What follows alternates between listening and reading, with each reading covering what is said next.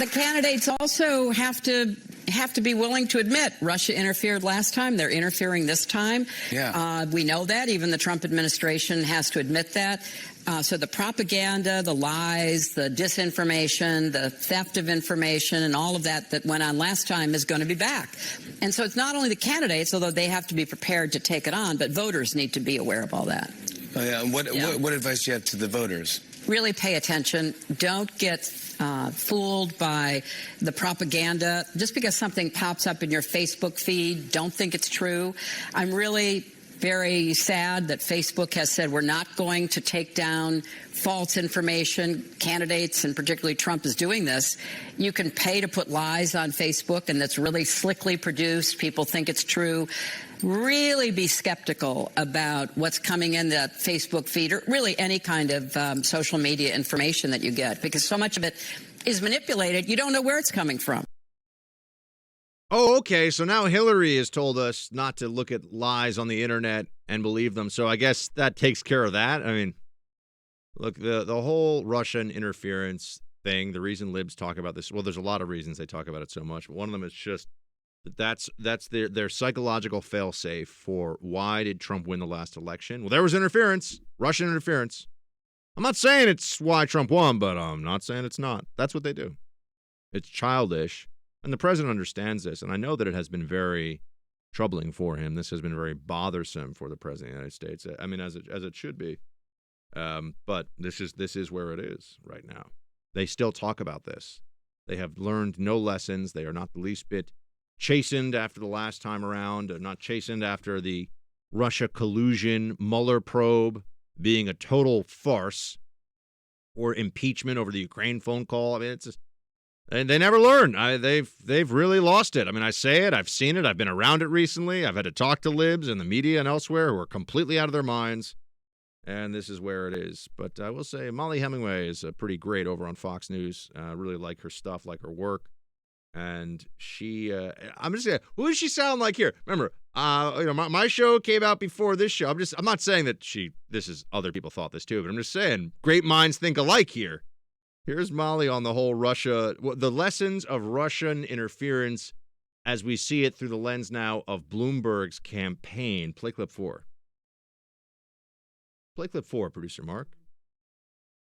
But I also think it's interesting that Bloomberg is out. You know, we had years where people were saying a couple $100,000 in barely literate Facebook ads from Russians caused Donald Trump to win. Here you had a guy spend nearly $1 billion, and he went nowhere. It's a humiliating defeat for Michael Bloomberg. Just rewind a second. That is a great point. So Russia influenced the election with $200,000, $300,000 in Facebook ads? If that.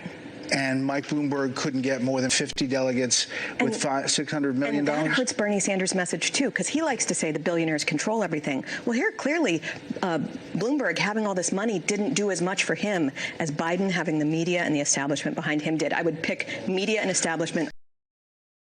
Who does that sound like? I love it. Brett Baer's like, that's a great point. I'm like, well, I wish Brett listened to the Buck Sexton show, because what did I say yesterday? It's exactly, this is what I've been saying. The whole Russian interference thing has been always so overblown, so exaggerated. Yeah, Russia interfere. I'm sure Russia's going to interfere. If you were able to do an analysis, you'd probably see Russia's been interfering in our elections for the last 100 years in some way, paying off journalists, sending propaganda, trying to give people some incentive to take a more pro-Russian line or pro-Soviet line back in the Soviet Union. I mean, Russia's been involved for a long time in this. We involve ourselves. America gets involved in foreign elections all the time, too. We don't hack into politicians' email accounts and try to do that game, but we have favorites that we want. We've been engaged in coups. We've done all kinds of stuff. So I just think this is another way that liberals insulate their brains from having to deal with the truth of the Trump presidency, which is that liberal ideas were, after 8 years of Obama, a lot of it was rejected. People didn't like what was going on, and they wanted something else. Or at least a majority, as seen through the Electoral College, chose something else. And that's the world that we live in. They can try to deny it. They can try and do whatever they want to make it seem like something else is happening, but they're just really ultimately fooling themselves. Hillary, though, is still on the sidelines making these making these little pronouncements as if we really need to still hear from Hillary Clinton on any of this, but she seems to think so. She also went with the usual lib talking point about coronavirus, which I will now get to here. This is what Hillary Clinton says about coronavirus. Play 10. Were you surprised with how the Trump administration handled it? Or? I wish I could say I was surprised. This is something that you can't just insult or pretend is a hoax, despite how hard he's trying. You really do have to listen to people who actually know something. There's a terrible shortage of testing kits. They need to make sure that state and local health departments and governors and mayors and others have the resources they need with hospitalization. So there's a lot of work to be done. And, if he will quit calling it a hoax and actually let the experts do their job, I think that'll work out better. This is all nonsense. The Trump administration is holding press conferences every day. He didn't call coronavirus a hoax. People who say this are being preposterous. It's aggressively stupid to say this, and they continue to do it. He obviously, in every regard, does not think coronavirus is a hoax. The media exaggerating it and saying that his response is inept when we don't even have any ability to judge what the response is. That is what he's referring to as a hoax, very clearly. Very clearly. But this is now where we are on this one. This is what we're going to continue to hear. They will not change. They will not shift. Oh, yeah, here's Vice President Pence talking about a thing that Trump obviously doesn't believe exists, right? Because it's a hoax, right? That's what the idiots are saying. Play clip 8. And we were pleased to learn that just shortly ago, the House of Representatives passed a federal funding bill by a virtually unanimous margin. It'll now move to the Senate. And the legislation implements the president's vision to ensure that not only do our federal agencies have the support and resources that they need, but also that our state and local partners have their support. And in my conversations with governors all the way through this afternoon, I know they're grateful for the bipartisan spirit that has characterized this funding bill, and we'll continue to work through that process. As President Trump said, we're all in this together. And he deployed a whole-of-government approach, but thanks to the president's leadership, it has actually developed into a whole-of-America approach. And the meetings today with industry leaders is a reflection of that. Why is he talking about a hoax, right? People keep telling me that Trump doesn't think that it's real. But he's got a task force. They've now got $8 billion appropriated for this. They're meeting with, state and local leadership, talking to them on the phone, doing everything they're doing everything they can. It is, no matter what you think of Trump, as I've said from the beginning, and I said this on Bill Maher's show, and nobody was listening because they're crazy. Trump does not want this pandemic to get out of control. He's going to do whatever he can. And yeah, he's listening to experts. Trump doesn't think he's a pandemic expert. Of course, he's going to take the CDC into account and take their expertise as a necessary part of trying to deal with this. But it's just so much easier to just fall into this anti-Trump rage all the time. And that's what the liberals seem to like to do. They just are so comforted by the notion that Donald Trump is this evil, almost like satanic presence. Well, I don't know. Some libs seem to think Satan's fine. But this evil, racist, misogynist, worse than Satan, misogynist. That's who he is. And whatever makes them think that is fine. I mean, whatever they have to believe, whatever is going to be the narrative that they share with their friends and that they post on their Facebook pages that has to do with Trump being absolutely the worst person ever, that is completely justified in their minds. I assure you he doesn't want coronavirus to get worse. There is now some disagreement out there about what I've been telling you, which is that it's likely, and if you look back at I think it's H1N1, if you look back at that case study, you see that they initially thought that the fatality rate was much higher than it ended up being when they really tallied all the numbers. I think that's probably true of coronavirus now. There's also a very big differential that we'll continue to see between fatalities from this disease in a country with adequate resources, high-level medical treatment, and because there are things that they can't cure this, but they can help your lungs get oxygen and keep, IV fluids in you. And there are things that can be done to help somebody that's having a tough time defeating this virus. There are things that our medical system can do that a lot of other medical systems either are incapable of doing in large numbers or perhaps don't even have the basic capabilities that we do, depending on what we're talking about. So I keep saying, and I know the market's down again today. It's probably going to be up tomorrow, probably down the next day. It's going to be choppy for a while because people are scared. And there are a lot of people that want to make sure they take more money off the table because I was just watching Peaky Blinders season 5, which so far is not very good, by the way. And I love the show Peaky Blinders, so I'm a little disappointed. First episode was kind of, but they start with the stock market crash of 1929, and they say they lost 90% of everything they had in the market. People remember, if you look at the stock market overall, yeah, it's been going up and up and up and up and up for, I don't know, since like 1960, right? I mean, it's just been on a glide path higher and higher. But there have been times when things got pretty ugly. And especially if you're near retirement or you're somebody that is going to need cash now to sustain their life, sustain their spending and their lifestyle, I can understand why there's some concern. So I'll continue to look at this and try to work in the economic, because there are two things here. There's the financial risk that we're all under now because of coronavirus, businesses, individual investments, 401ks, pension plans, all these things. And then there's also the systemic economic risk that could manifest itself in different voting this fall. And, it doesn't have to be that Biden's some genius because we all know he's not. Some genius in the economy. It could just be, they want to change because the economy's looking real shaky and Biden's going to make all kinds of promises.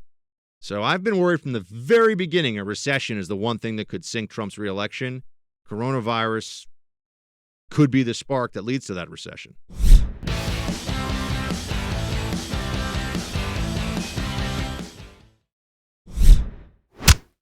So we're talking about the economy and markets. I thought I'd bring in an expert. As you guys all know, I have done work for years with Stansberry Research. Scott Garlis is a senior analyst at Stansberry Research. He's all over this stuff day in and day out. He joins us now. Scott, thanks for making the time. I know you're busy.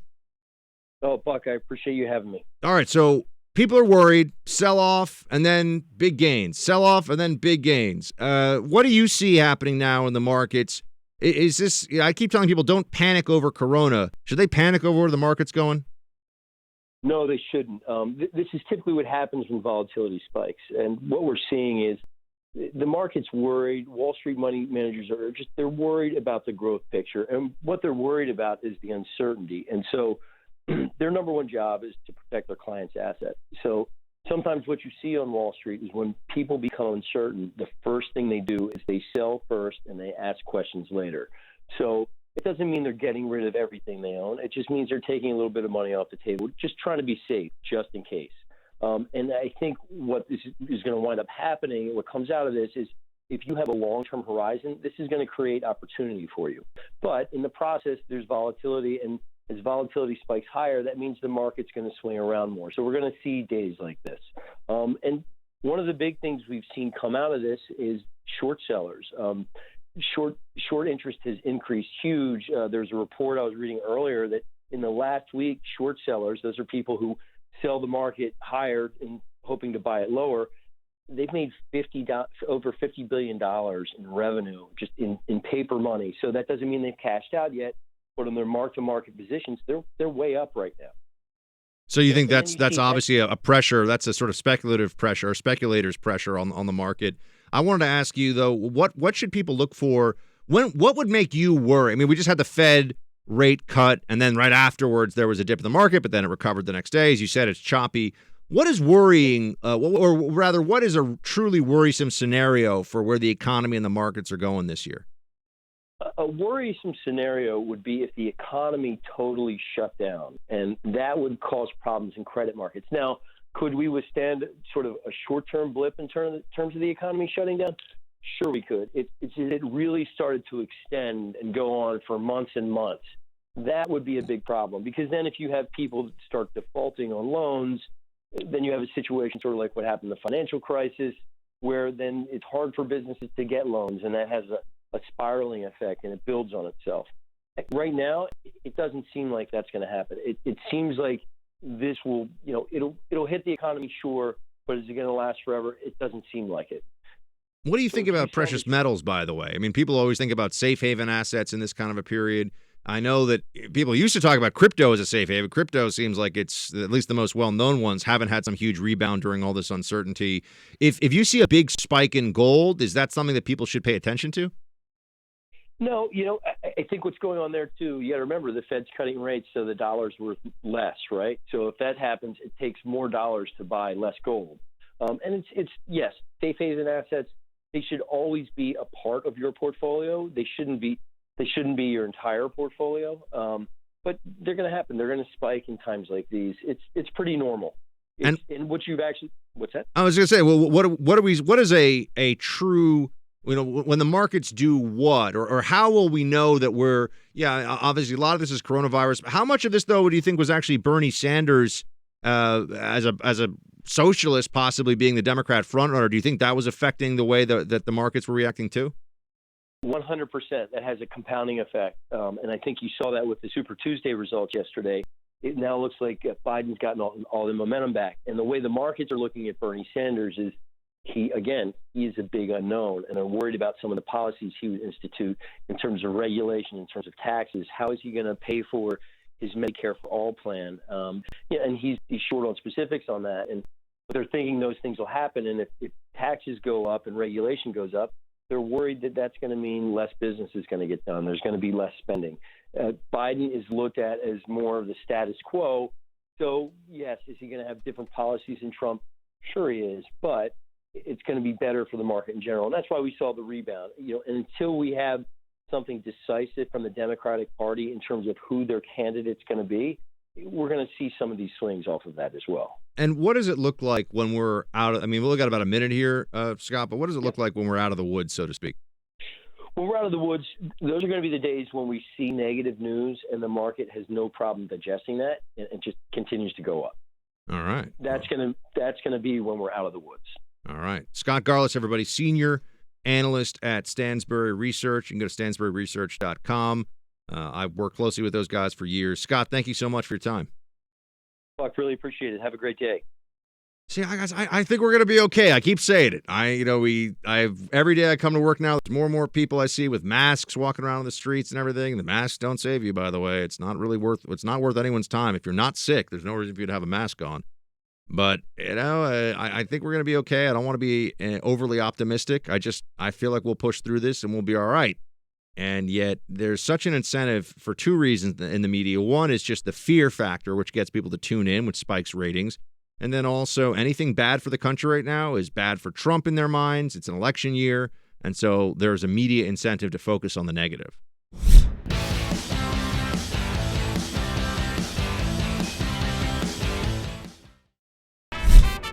It's time for roll call. It is time for roll call, but I did at the top of the show give you a preview of a story that I didn't want to skip past. Border Patrol has picked up, I think it's almost, let me make sure I give you the right number. I think it was, let me see. Yes, Chinese nationals, 328 Chinese nationals who have tried to enter the U.S. southern border illegally. This is something we need to pay attention to, folks, because if you're going to start talking about quarantines and travel restrictions, doesn't that also have to? And that's just so far this year, 328 illegal migrants from China, according to the Department of Homeland Security. So if we're going to look at this and we're going to talk about how many people are coming into the country legally on flights, and we're going to have bans on flights, we also need a secure southern border.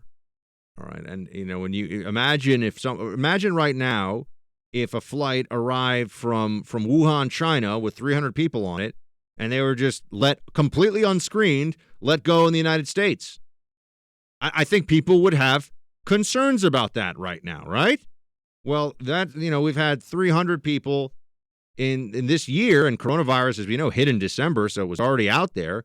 300 people plus this year from China have illegally crossed in the United States and been caught by Border Patrol. Those are the ones that have been caught. The actual number, by the way, you've had 3 other people from South Korea were caught at crossing illegally. 122 people from the Dominican Republic, where they've also had coronavirus detected.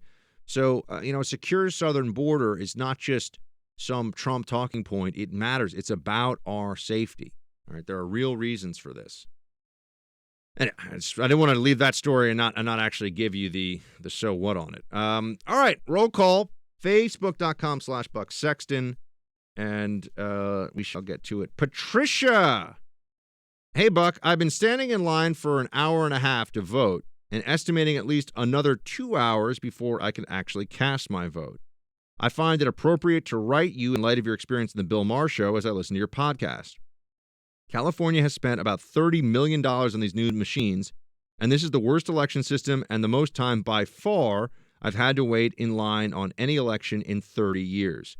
But I believe it is my duty to stand up for President Trump and try to keep California from going off the deep end. These are the consequences of allowing terrible Democratic policies to go unchallenged. What is one to do when they live? Okay. And hopes to keep from self-destruction, the place that has become ground zero for Trump derangement syndrome. Love your show.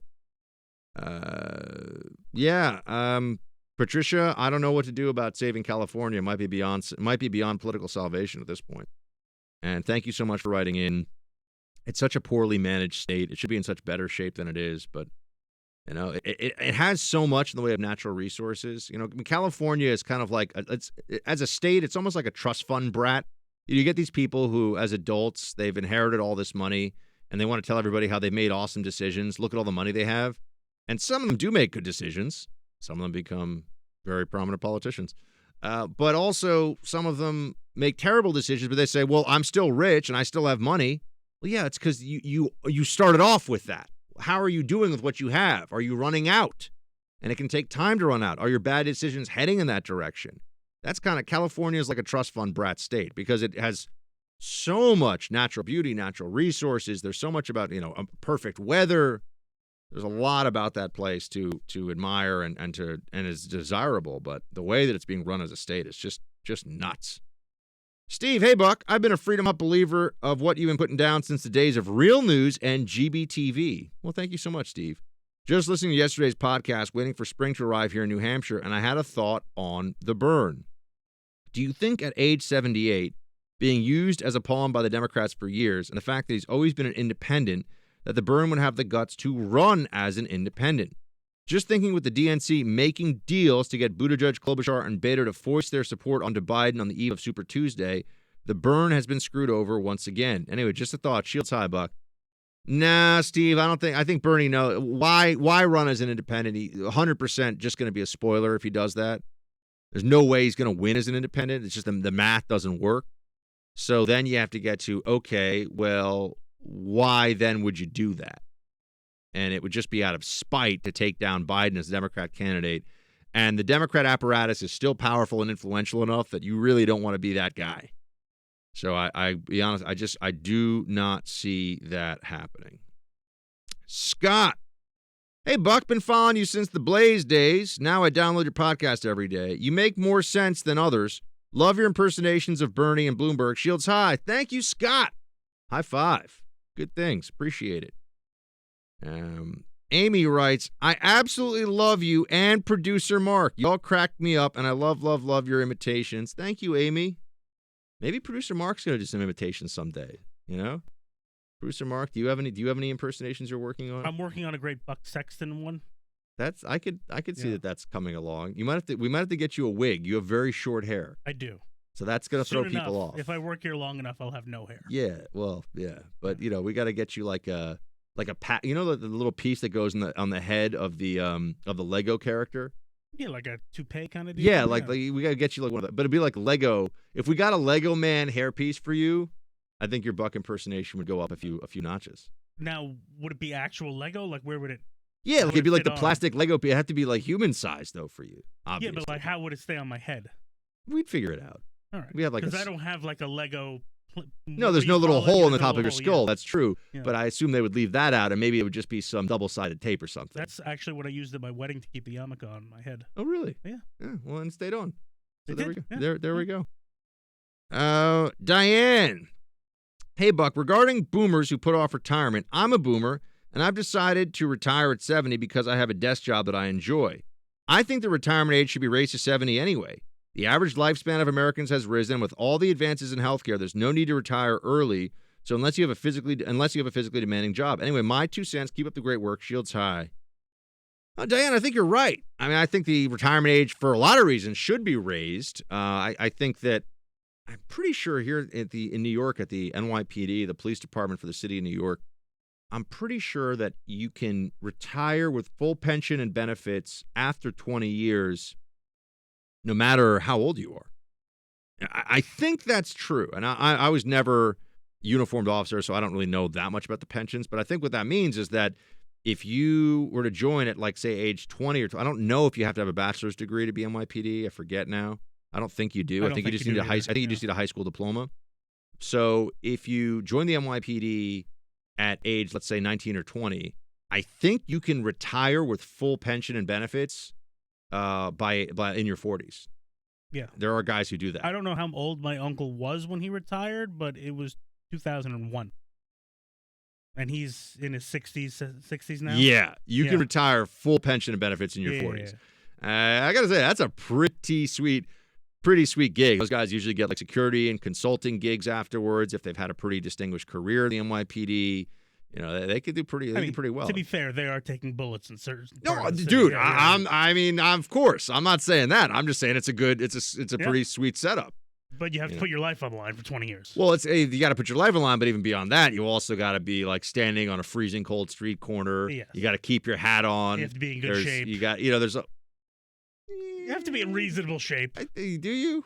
I mean, I have an uncle who was LAPD, and he said that they were far more rigorous on the physical standards than New York cops, because he also worked here in New York. He's been a cop in a few places. He has a pension from the LAPD. I think he also has one from New York, but not a full pension. Yeah. He said that the LAPD was. But those guys, they got to go to the beach. They got to take their shirts off. Got to put on the board shorts on the weekends. True. You know what I mean? It's a little different. They got to have those show muscles. Here, 8 months out of the year, you got a big coat. jacket on and all this stuff. Whatever. That's probably true. But yeah, that would be. I am nowhere near retire. I don't think I'm ever going to be able to retire. I'm just gonna die at my desk. You also don't have a physically taxing job. Hey, radio requires a lot of energy. I will have you know, a lot of bluster and energy. Patrick, hey Buck, I've been listening for about 2.5 years. Your insight helps keep me centered to my principles in this den of iniquity. I stopped at the local fire department to vote Tuesday after work because I refused to promote the fraud-ridden practice of mail-in ballots. I was in and out in less than 15 minutes, but was shocked by 2 things while there. Number 1, the person who printed my ballot asked for my name and address to look up my registration and mentioned my father's name being on the voter rolls. This surprised me because he hasn't lived in California in 15 years. When I asked about it, the attendant said I don't know and moved on as if it was no big deal. They did not ask for ID. I had my wallet in my hand with my ID ready. Yep. Libs don't like voter ID. They don't like it. That's the reality. They don't like voter ID. They think it's voter suppression in disguise, even though the Supreme Court in a case in Indiana said voter ID is okay. As a general rule, voter ID is okay. But now there's also the Voting Rights Act. I think they struck down Section 5, but there are other provisions of the VRA that have a formula for whether there's been discrimination in the past, and that could affect, voter ID. And that's why they pay lawyers so much money. They got to just sift through all this crap for hours at a time.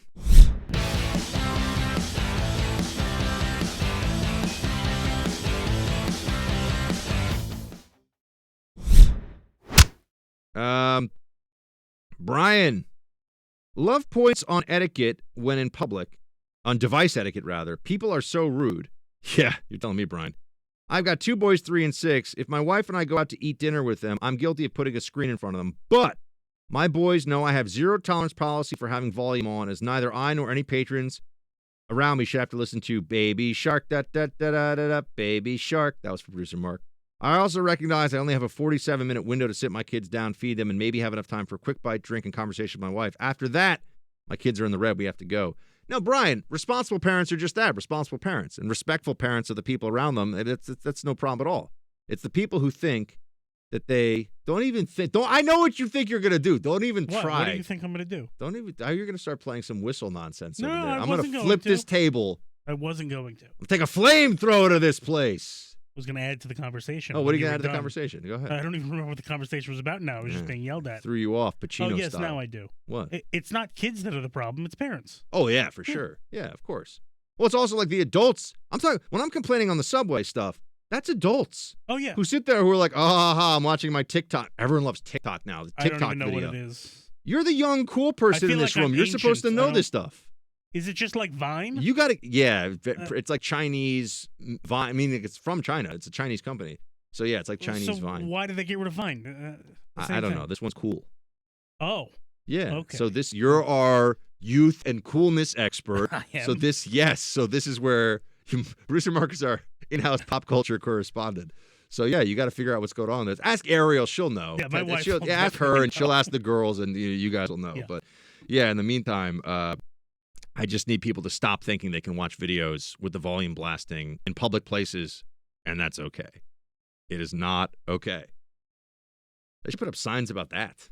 You know, they have all these other signs like no spitting on the subway and all this stuff. I'm like, how about no volume? It is on there. There's like a little boom box. Yeah, but people think that's just for boom boxes. That's the problem. And they still do it with boom boxes. No, they still do it with boom boxes. Oh, I had the guys yesterday that are like, excuse me, everybody, but we're going to be playing really loud music and dancing using poles. And I'm like, no, I do not want your feet in my face. I'm sitting here. I do not want to get fly kicked by accident. I've had like a mariachi band get on the subway, and I'm just like, what? I kind of like the mariachi You don't even bands. blink anymore, though. Because we're New Yorkers. I kind of like the mariachi bands. I've had them, of course. I mean, if they're good at music, right? I like also like the guys at the stops that play the drums. If they're good, I'm okay with that. Yeah. It's a little sad though. Sometimes the subway performers are not like I have a subway performer standard that I expect to be met. Like if you're gonna make me listen or watch your stuff, I want it to be pretty decent. A lot of the time they are pretty good. Sometimes though they're just like, it's like rain on your wedding day, and I'm like, no, it's not. Shut up. You don't just Had ignore enough. it. It's loud. It's in my face. Wear headphones. No, I'm not a dude. I gotta have headphones. I gotta have all my senses going in case I gotta spring into action, That's ninja style. What if someone tries to steal an old lady's purse? The Buckster is gonna chase that down. That's how I know you're former CIA. That's right. You would Exactly. never wear headphones in public. I gotta know where all exits are. You know, and I gotta know that I can run for half a mile flat out before my hands start to shake. I know that in the cab of the truck outside, the best place to look for a firearm. It's born identity stuff. Of course. I'm just saying. Julie, hey Buck, love the show. Just want to offer you a little perspective about flying with children. The last time we flew, we had 2 kids, and that was hard. Now we have 4 and go nowhere. Well, that's probably a good move, Julie. Flying is stressful, but with children, it goes past 11. No parents want to fly with their kids because it is so hard and other people are not very patient. You have to consider nap times, flight times, packing snacks and activities, getting through security, waiting at the gate, checking car seats and strollers, baggage claims, standing in line, air pressure changes, and ears that won't pop. It's insane. Just some things you need to remember next time you fly with little kids. Older kids have no excuse, though. Julie, I get it. I know it's tough. I just think, that, like, business class is kind of a sanctuary, okay? I'm just going to say it. It's so rare for me to ever get to fly business class that, I want to throw on my top hat and my monocle and have someone bring me, my foie gras that I will eat with my gold-plated silverware, and I do not want to hear, Mommy, Mommy, and like all this yelling. I don't want to hear that. So I'm just saying, keep that stuff back in economy where I usually fly. What business class flight has gold-plated silverware? No, but I like this is like when you if you look at old movies of trains when people ride in like and these dining cars are beautiful and there's all this elegant silverware and no, that's and not. People used to dress dining up to get on the plane. Yeah, and dining cars in real life on trains are like, we got a burrito that's 10 years old. I'll microwave it for you, $15. That's what Amtrak's really like. Makes me sad. We don't have time to talk more about dining on the train because the show is over now. But the show tomorrow will be amazing. It'll be Friday, so we'll have lots of fun. Team, thank you so much for being here. As I always say, pass the buck. Tell somebody to download the podcast on Apple, the Apple Store. Just go to the Buck Sexton Show or on the iHeart app, which is our company. So check that one out too, please. And until tomorrow, you have your orders or your request politely. Shields high.